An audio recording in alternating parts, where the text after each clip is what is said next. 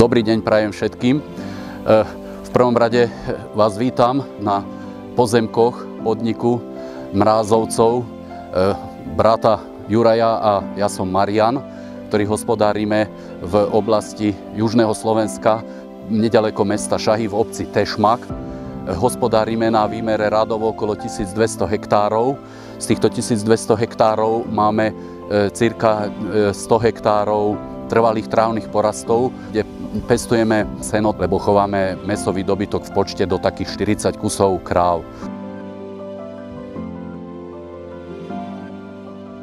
Venujeme sa tu klasickým poľnohospodárskym plodinám. Na jar sejeme slnečnicu, kukuricu a sóju. Väčšinou sa sústredíme na pestovanie ozimných plodín.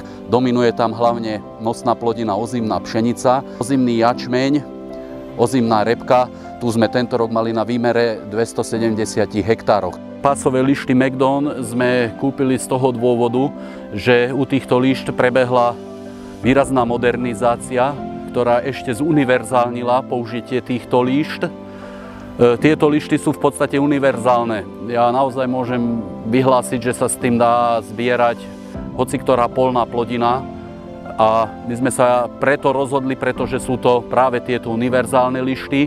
Pestujeme soju, ktorá má nasadené nízko tie spodné struky a s tou lištou sa dá kosiť, ako sa hovorí, na ježka. Úplne dokáže aj tie úplne spodné struky, dokonale to v podstate vykopíruje ten terén. Je to univerzálna lišta, veľmi rýchlo sa to prestavuje na tú repku, aj repka sa s tým perfektne kosí. Má to tie pásové lišty oproti priečným šikmým šnekom, majú tú výhodu, že o mnoho rovnomernejšie doplňajú tú hmotu do toho kombajnu. Kombajn proste aj s vlhším materiálom ide. Je to jeden technický zázrak, ktorý zvyšuje výkonnosť aj v tých obilninách, kde je slama ešte neúplne suchá a zrno je úplne v pohode suché.